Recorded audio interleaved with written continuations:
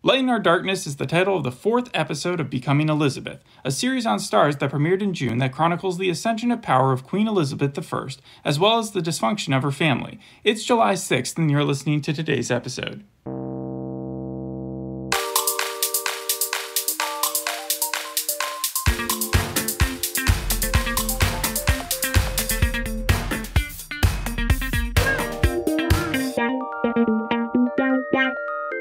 How much did you know about Queen Elizabeth's early years? This was a real test of my 16th century history knowledge, and going in there sort of as a layman, I was able to sort of ascertain by the end of the episode who everyone was, who was of focal value, and then also like where they stood in regards to like what their relationship was to one another, because everyone seems to be related. And I did remember from school like the rise of Protestantism and like how there was this old guard, new guard type fighting that was going on, all these wars that happened where you had one family basically in charge, but that they like split. And so I think that's just Mary and Edward that we watch in this episode.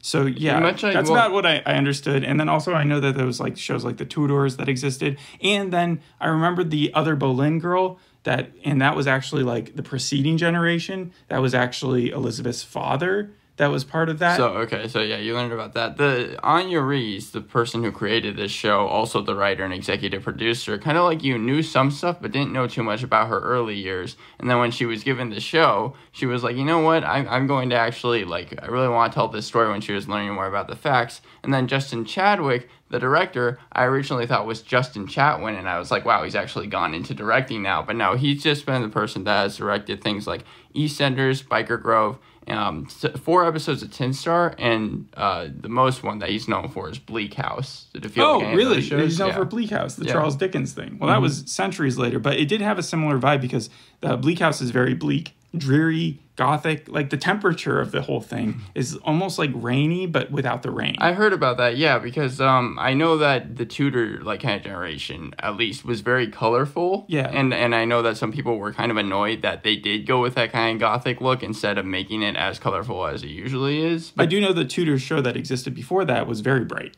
Right? Yeah, right. Yeah, so going along with that, I thought this might just be another stuffy British period drama. I wasn't sure what I was getting into. Wait, is it not? Yes, it is actually, but it's not entirely. Like, there's more life to it than I gave it credit for, at least within the 15 minutes. About the 45-minute mark, when something big happens, that's when I'm like, oh, okay. It's probably the biggest thing that's happened in this show so far. Really? Catherine's death? Yeah. Yeah. It came as a shock to me because they didn't really foreshadow it in the same way. Like, going back, I can see how they were making a big deal about certain things, that she was in love with Thomas and that they were finally happy together, and now just that when everybody... But it came out of the blue. It wasn't like she was really, really sick in this episode. I think people are happy about it because Catherine Parr has definitely been a divisive character. A lot of people think that there was really no reason for her, or that they didn't do enough with her character, and that she was kind of slowing the story down. Those are two competing points, though, that she wasn't important enough, or that she could have That's what I mean by polarizing. No, but I mean, in history, where does she sit? Oh, well, I think in history she's seen as an actual important figure, but in the show they didn't feel like she was portrayed correctly. Well, my issue wasn't really with her, it was with Thomas. I'm not a huge fan of him, but we'll get into that. So should I just jump into the synopsis? Okay. The episode begins at Chehhunt Manor, where Princess Elizabeth has been banished.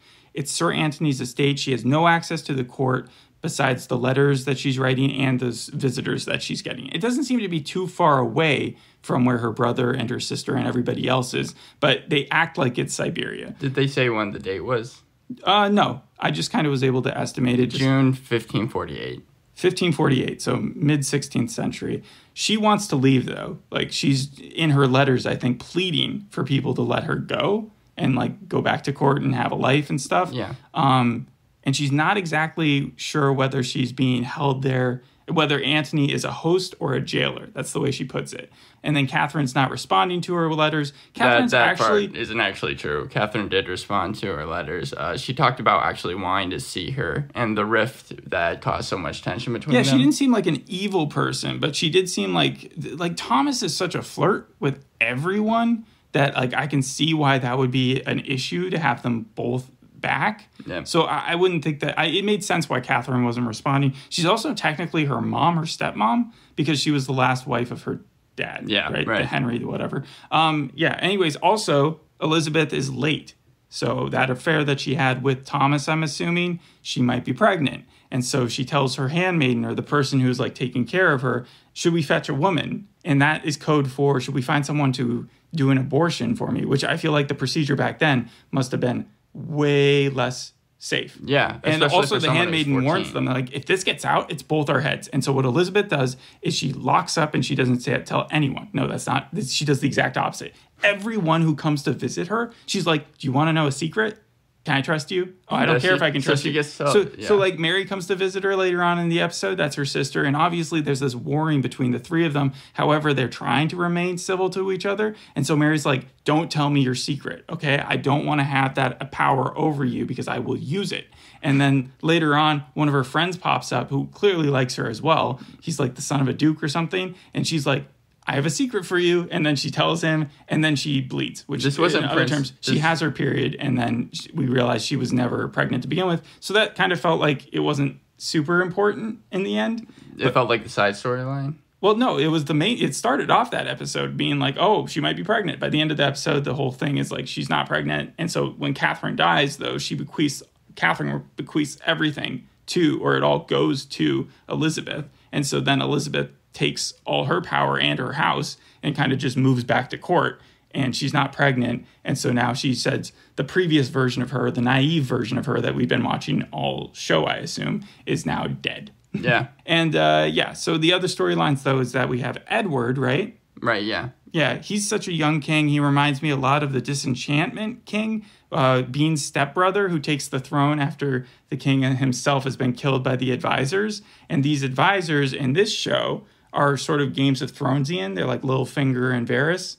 Okay, so they have like an evil side to them. Yeah, the Lord Protector is definitely a manipulator. Like, he's definitely got his hands in everything. He's even hired this spy named Pedro to hang around Mary to kind of control her so that she doesn't push her religious motives too much, because she's all in favor of the Catholics. Right. And the Catholic Church is being like swarmed and ransacked all the time. Like, we see this priest in one of the earlier scenes get his eye gouged out with the bejeweled like holy cross that the guy is stealing. He's like whack. So it does get violent. I guess that's about as violent as it gets. And then after that, we see Thomas, Catherine, and Lady Jane. Lady Jane being played by the girl from Game of Thrones. And also, Edward VI does also remind me of Joffrey a bit, which I'm sure that comparison's been made a lot. Yeah, there was a character, or not a character, like a real-life person named Thomas Kramer, who actually isn't in the show, but he was such a big part, I think, of, like, kind of King Edward VI was a real person, though. Yeah, no, yeah, they both were. But, like, Thomas Kramer was such a big part of kind of his uprising that some people have been surprised that he really just isn't in the show. Oh, that hasn't shown up yet? Sometimes you have to omit characters. They did the same thing in The Crown.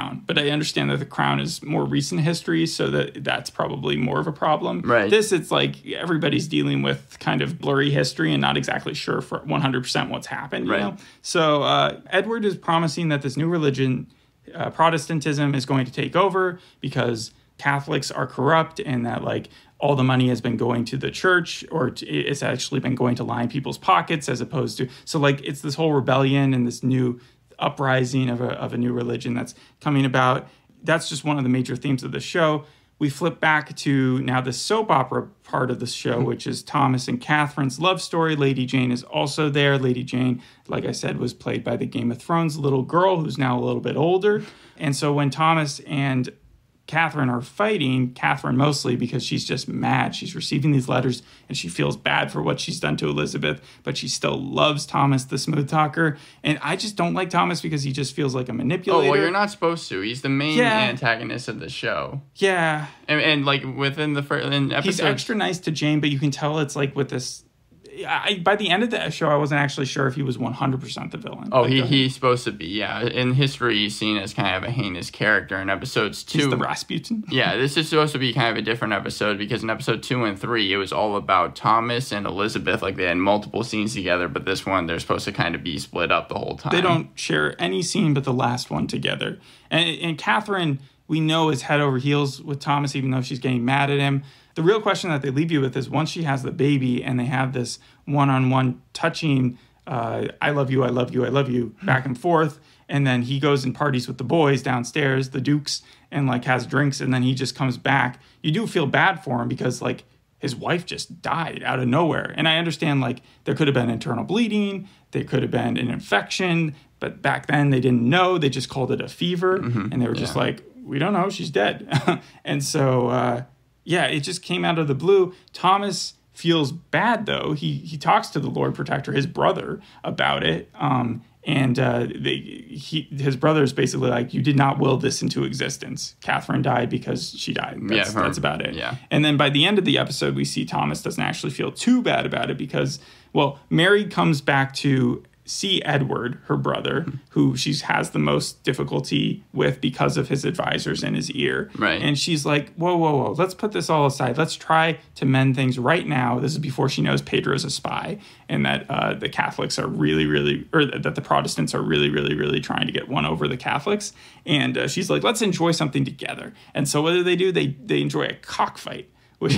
Yeah, so they bring out these chickens, and those are, like, trying to kill each other. She did enjoy cockfighting and watching it and everything. Yeah, like in history? Yeah. Not the actress? Okay. Yeah, so we watch that happen, and while that's happening, we find out that Pedro is actually undercover, that he's the spy, and that he doesn't feel particularly good about it, but, like, the Lord Protector is really trying to field any information that gets to Edward and just, like, circumvent anything that's happening. Why? I don't know if he's particularly evil, but he might just want power, again, Littlefinger-ish.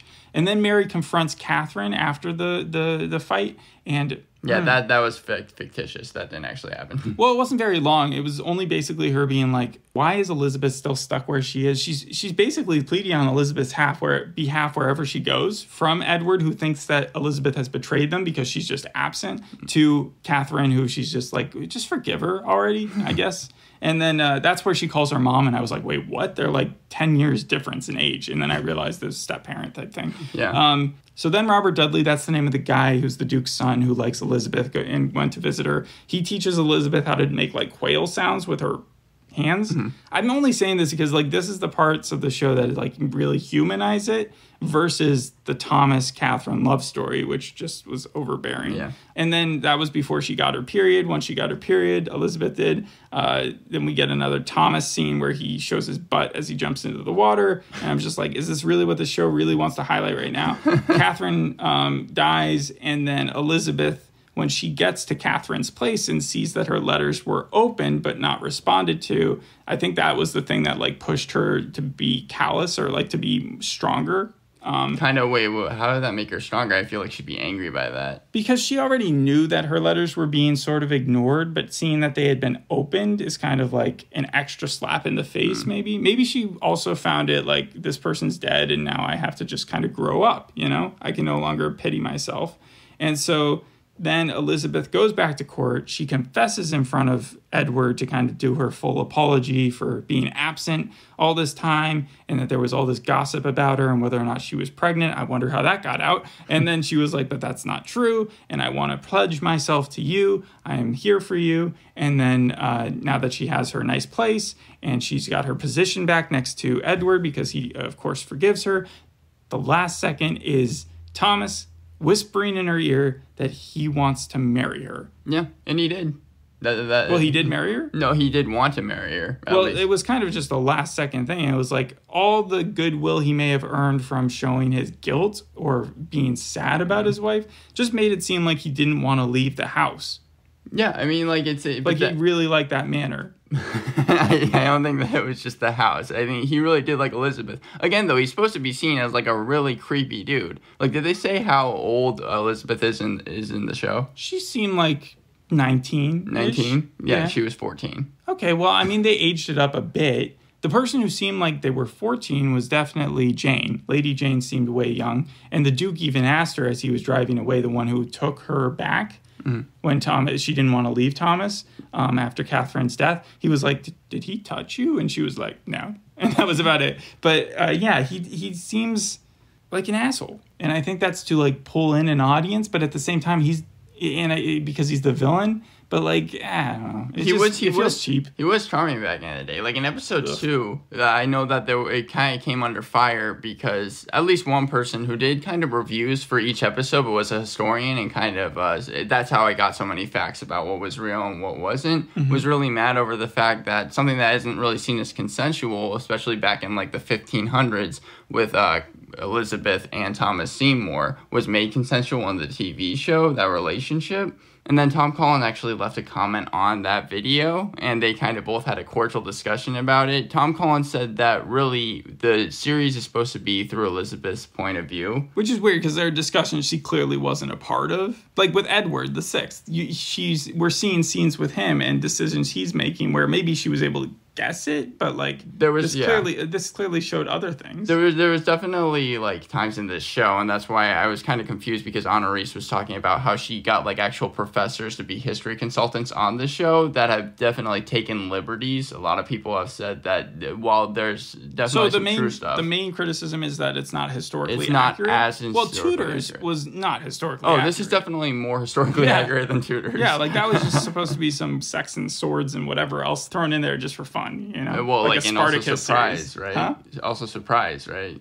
I guess. I never actually watched Tudors, but I have seen like enough clips from it to understand that the show was not this. Do you know where you've seen Queen Elizabeth from before? The actress is actually 24, and a lot of people have said it's weird how they cast someone so old who was supposed to be playing someone so young. But I mean, no, I don't. She played Emma in Fury. The actual actress is German. And I think that this is really like her first time, or one of her very first roles being in like an American TV series, being the main role. Tom Collins has played in other historical dramas. He was in Downton Abbey as a dual role, Anthony Foyle and Viscount Gillingham. This did have the upstairs downstairs thing again with a handmaiden, and then also interestingly enough, at Sir Anthony's place, his estate, they really wanted Elizabeth gone as well because she was taking food out of the lower staff's mouths by being there, because they just didn't have a lot of money. So I was thinking, once she was bequeathed all this money, once she did earn get all this money, if she was going to give any to Sir Anthony.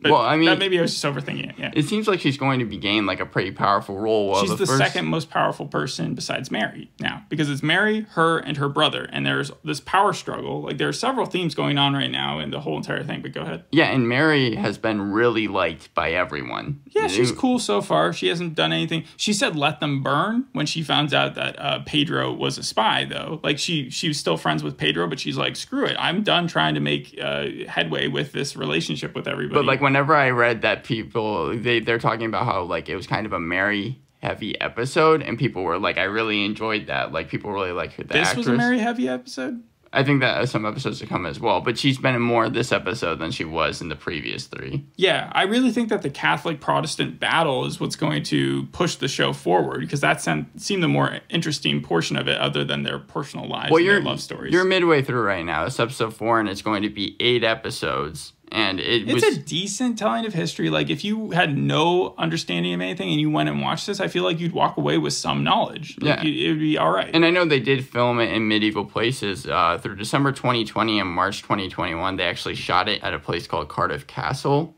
And then I was bringing up Tom Collins before because one thing he said that kind of confused me is he said that the writing was sharp, but that it was also funny and humorous, and that's one of the reasons he took the role. And did it seem like it was actually funny? More like situational humor, where it's just like back in the day, they were still doing kind of corny stuff like the cockfight. Mm-hmm. Well, I guess that's illegal now, but you know what I'm saying? Like they were doing like kind of things you wouldn't expect for royalty to do, but they were still enjoying it. Less stuffy.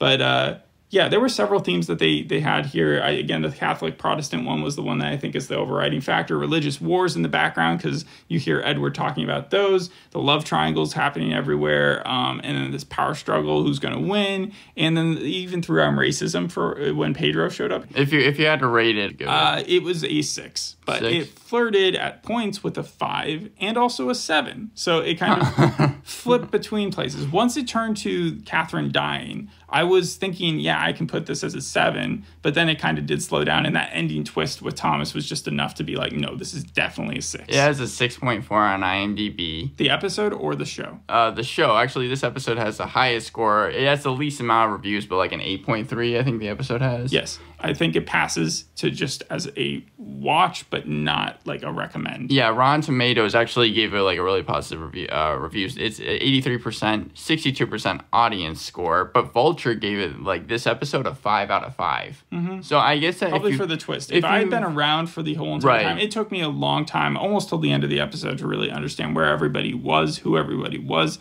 and so I did not get the full impact of Catherine's death, but I definitely felt something. So yeah, I can see why probably if you've seen the rest. I really liked episode. It also, in a way, reminded me of the Billy the Kid show, and as way of being an origin story. Yeah. They cast him really old for his age too. Mm-hmm. You said that she was supposed to be 14 in 14, real life? Yeah, and she's 24. Okay, and he is supposed to be playing like younger. He died when he was like 21 or 19 or something like that, and he was being played by someone who was like 28 or something, late 20s. So yeah, the age differences are going to happen in television. Can't tell you more than that. The only prediction I have is that I think that Edward is just too dumb of a king. They didn't present him particularly smart to survive very long. So if he's king for a while, it'll probably be the tenure of like 6 years, and then that'll be it. That's my guess. I mean, you could guess like a history. I could wiki it. I also heard that people were like really mean to Elizabeth in the show. Just like all the that seems to be all the. Not in this episode. In this episode, it felt like people were pretty nice. The only person who was kind of mean to her was her handmaiden when she was like, but for good reason. Elizabeth says, I'm missing my period, and she's like, don't tell anybody, and then she immediately like tries telling everybody.